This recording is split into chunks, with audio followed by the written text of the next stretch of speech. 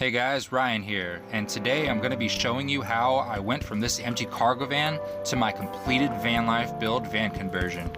Complete with a recording studio, entertainment center, wood stove, refrigerator, and much more. Here's a look at the finished van conversion that I'll be living in for the next 2 years until I buy my future sailboat. This van life build tour will show you the van build from start to finish. Let's begin. In this van life build tour, it's my goal for you to pick up some ideas for your own van conversion. Maybe you'll get an idea for the order you might build yours in, like the floor first and then the bed and so on. I'll be showing you many pictures and video clips of this van conversion and give you lots of commentary on what my thoughts were during each part of the build. Remember this, if you want to use any part that I used in my build, you can find the link, the Amazon link, in the description below. Or you can comment a question below and I'll definitely get back to you soon.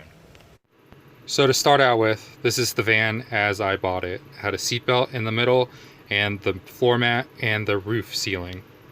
My first goal after buying the van was to remove all 3 of these things and clean the floor. Next, I removed all the decal stickers from the business before me, except for the bubbles, which you'll see later. Here you can see the ribs in the floor and just how tall they are. I needed to find something to fit in between. So I used these thin pieces of wood and then covered the whole entire floor with a big piece of plywood. You can't see it, but I put a very large area rug down first, and then that sound deadening gray sheet that you see. It was all cut to fit. To cut these to fit, you use the first mat that was laying down in there when you bought the van. Just use that and trace out the rest. Here you can actually see the mat below, and what you do, you put that on top of the final sheeting and trace it out. So here you see everything together. I actually used that double-sided area rug tape to hold everything together from the bottom to the top. Every layer has the tape on it. The tape actually works very well to keep it sturdy. Around every single edge, you want to be sure that you put caulking in so there's no moisture that is allowed to get under the floor and cause issues later. I screwed in this metal band to mesh the front and the back together, and it looks really nice too. The van has these metal lips that go all the way around the bottom of the van, and it just so happens that 2x3s fit perfectly in them. It was a nice fit, so I started to screw the wood into the frame so I could start building the base. I took out the plastic staircase that was on the side door. Then I measured the dimensions of what the wood needed to be cut to. I cut the wood and put everything in place to see if it would fit. And then I stained them the color that I wanted and also glossed them a few times. And it ended up coming out exactly the way I wanted, matching the floor inside. And I put the metal band on this too. I put the metal band everywhere that I would be walking over a lot so the floor didn't come up after a long period of time. This was the frame to the first type of bed that I put in from side to side. I ended up scrapping this later. I did this just so I can test out the van at night to see exactly what the difference was with the insulation and without the insulation. Here you see that I start screwing wooden pieces to the van metal itself to have a base to build upon. Here's actually a closer look at that. Make sure you screw it in almost every part because it will rattle. Outside of the van, you can see the miter saw I used to cut almost every piece of wood in here. Using foam insulation, I insulated the windows next. Then I installed my solar panel. I do have a video on this if you go through my videos. I'm putting a card link up at the top. You can click right now, top right. Here you can see the bubbles on the back that I was talking about before. Everyone called my van bubbles, and I didn't like this very much. So likewise, I did take them off, and thus no one called my van bubbles anymore. Here I decided that I didn't like the bed going from side to side because it was too short and I couldn't have my feet hanging off the side. So I took the bed frame outside and shortened it up a little bit so it would fit on the side, and there actually was the length of the bed at this point. I then put foam insulation on the roof with the shiny part pointed up. This made a huge difference. You can see here the values of the thickness. Mine was a 1 inch, which gave me R value of 6. Here's the second form of the bed. When I slept inside at night, it was so different from before when there was no insulation. The insulation really does a lot. This is actually me looking up at the solar eclipse. This is the day I recorded my Reflectix video. I'll put a link in the top right now on a card. Shortly after, it was time to install my MaxxFan Deluxe, and I have a video on this as well. You can see that on the top right corner in another card. So that video shows everything from the beginning to the end, and I go over everything very well. And it also, in the very end of this, has a amp quantity where I show you what the amperages are from setting 1 to 10. Here I was testing out a full bed spring mattress, which you can see more on in my bed tour video. But it ended up being too big and just actually wasn't as comfortable as the foam bed. From this picture, can you tell why the name of the van is Great White? Tell me in the comments below what the name of your van is. Or if you don't have one, what would you call your van? So here I'm starting to get set up with the electronics to the van. First, I have the CR260 flooded lead acid batteries on the very left. They're both 6 volts. I put them together in series, making 12 volts. Next, I have my solar charge controller, and then up top is the wires, then the fuses, and then the crimps so I can crimp wires together. I started just to test out the batteries underneath my bed. This wasn't the final location. I made a quick wiring board just to wire everything together and make sure everything worked. Everything did work, so I started putting the batteries in the place that they would be. I started making the frame around the batteries, and then it led to more of a box around the batteries. Then I put the electronics board on the top to put everything together. I turned the bed into a storage chest by adding hinges right here. Notice I keep a space on the other side of the hinges, so when it's up, the mattress doesn't bunch up. Up top, I started putting the base of the ceiling in so I can mount everything to this one plywood. You can't actually see it, but the Reflectix is glued to the top of this board, which makes a 1/4 inch space. Watch my Reflectix video for more information on why I did that. Naturally, I wanted to get some lighting in there quickly, so I cut the holes and started wiring up. And there was light. This was my first picture of the light from the van. It was very exciting. I didn't just have a working fan now, but now I have light. My next goal was to finish the ceiling. I chose cedar for this. Keep in mind, I had to cut holes for the lights and the fan. Cedar repels bugs. That's why I used it. So I have not had any issues since I went full-time about maybe 8 or 9 months ago. In the beginning, I kept that blue chair back there so we could drink, with friends and family. Next, I added the white frame around the fan, which made it look more complete even. Can you tell it was getting a little cold outside the van at this point? I started working in colder weather. The van probably stayed like this more than other parts of the build just because I was building up money. So here I am sitting, thinking, and planning, which probably consisted of 75% of the entire build. I would just be sitting around and thinking. No one touched the build but me, but I would often consult my dad, who's an engineer, and he would help me think things through, visually, and we had a vision. So here's the countertop. I cut it to fit the van mold, and then the sink and the stove. Next, I put it inside to see how it would fit loosely, and it did fit. Notice how I cut it right up next to the van metal to keep it as close as possible to the wall, and it's right next to that wood piece so I can attach it to the wall easily. So here I built the side of the counter, and then I put the light switch on the side down below, and then I just put the stove and the sink in. This was my first time testing the LED light system. I put them up in back of the angled wooden pieces because they're really ugly to look at otherwise. Not the light, but the strip itself. Notice I wired in the new battery controller on the wall right here. It was time to upgrade the battery compartment because the battery, the flooded lead acid battery, is known to release toxic gases which can be deadly to humans. So I put this vent in place so then they would have an airflow, and then I put the batteries back in. Then I used silicone and plywood to seal in the batteries. Then I just covered the top, and notice how all the wires are coming out the side. The water levels in each cell need to be maintained monthly because these are flooded lead acid batteries. So notice the black tube that goes to every cell of the battery. All I have to do is pump water through the tube and each cell is filled to the correct level. Look down at the wheel well. I made a frame around it. This would later hold the water jugs for the water for the sink, and it would also house where the wiring would go.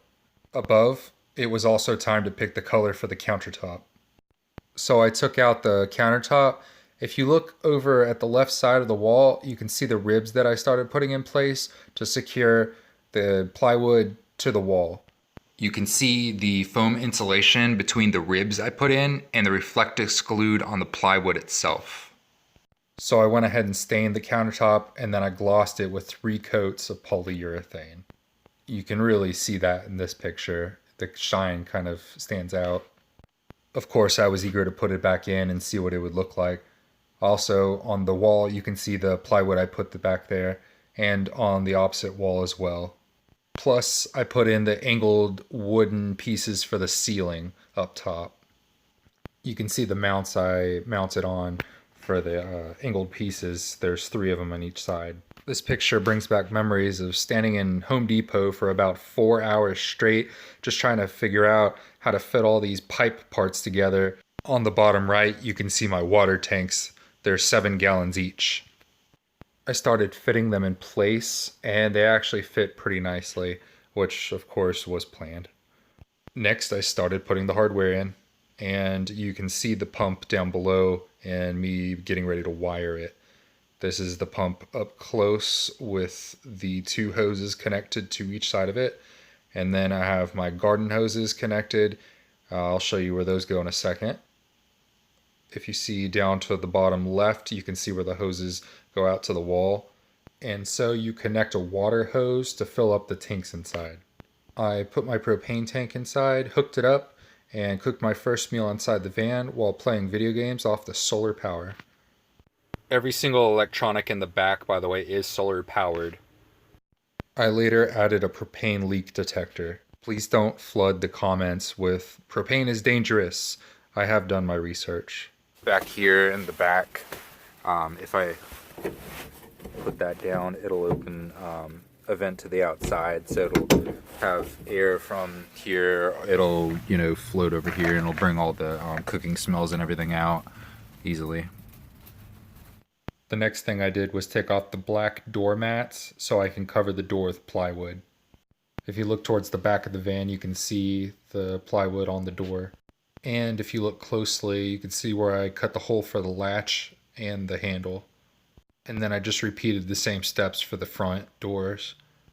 Next, I took the leftover cedar that I used for the ceiling and put them on the angled pieces. Here's a close-up view of that with the mood light on behind it. The most challenging part of the build was definitely the wall. I definitely had to sit down for a long time and brainstorm how I was going to do this. So I made the frame first. To create the odd shape of the transitioning wall, you capture the shape of the side of the van with some cardboard pieces taped together and then trace this onto the plywood. I went ahead and put the plywood in to see if it fit, and it did. Here's a look at me trying to get the shape just right. Notice the sides. You can see here how hard it was choosing how far back the wall was, but I did end up leaving plenty of space in the front of the van to sit in. The next step, of course, was insulation, as you can see. This is actually very easy. Just put a big piece of foam insulation up there and trace it with the knife itself. And then you cover it with the other side of the wall, making the wall complete. And now the door. I just made the frame and did the exact same thing while insulating it, keeping the reflecting part towards the outside, and then added a doorknob. Now light is still shining through the doorway and over top, so what I did was cover it with that strip, and then you put a lip on the other side of the doorway to cover all the light from escaping. So with the wall inside, it gives something to trap the light in, making the inside brighter and the outside look as if no one's home. I can even have a rave party.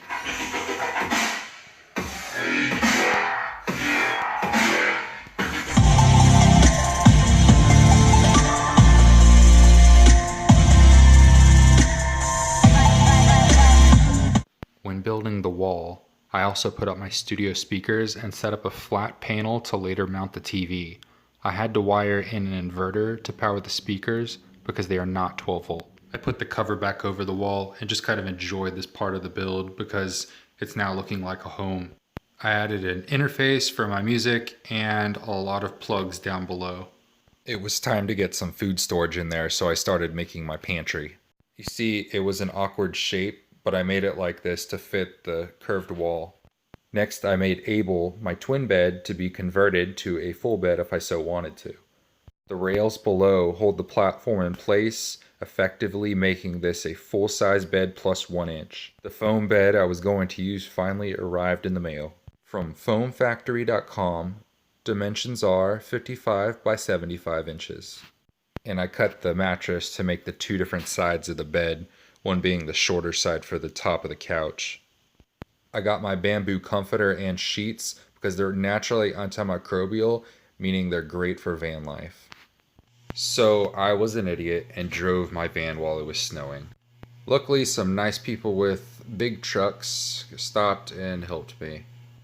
The first person to stop was actually a nice lady who actually went hiking with me later on. Something broke down. Millie. Yeah, so I had like 8 people helping me. Since she was standing beside me, everyone thought she was the one broken down. So next it was time to make the cabinet, so I started making the first drawers. Here's my old music studio table. Notice the top is gone. I'm using the top of the table to make the drawers. I wanted to be able to say that I'm bringing around my old studio with me everywhere I went. So I just cut them to shape and glossed them a few times. Then I put a cover over this part to give it a shape. I used the wood for my pantry too. Here's a much better view of the treasure chest part of the bed.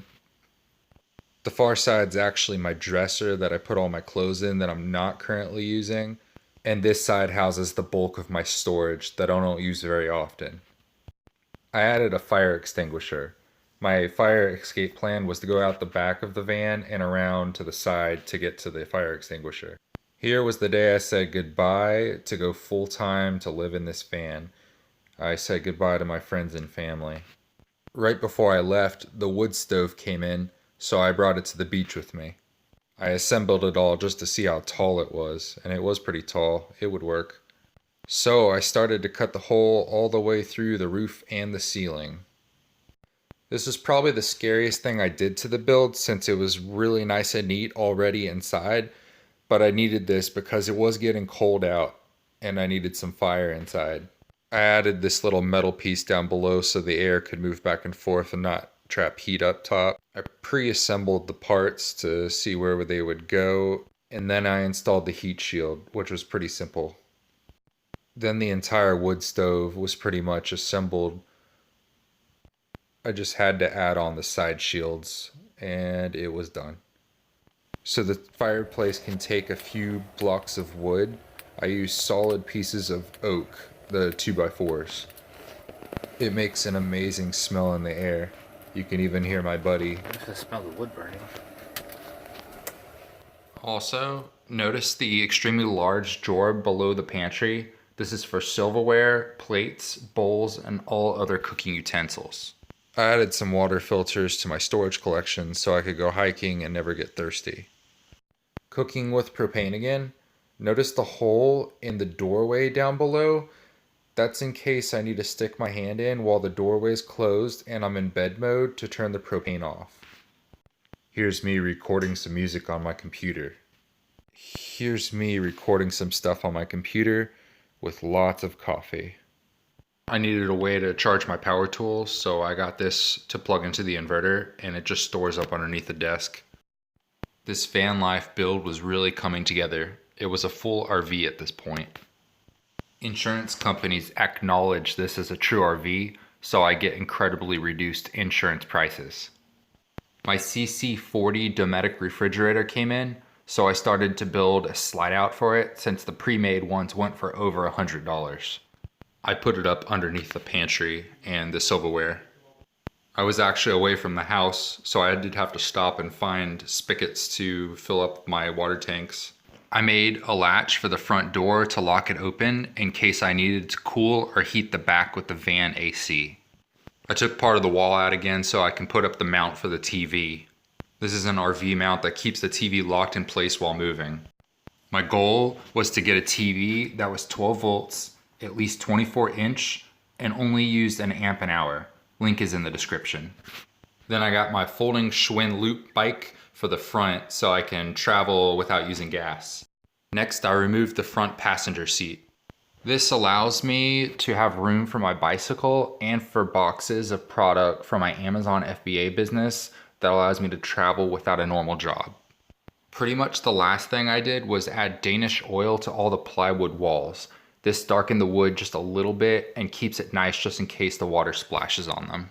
So remember to share this video with your friends if it resonated with you. Also, thank you guys for watching this van life build tour video. It really means a lot. Remember, last thing, subscribe if you haven't and click that bell icon if you want more video updates. Thank you guys.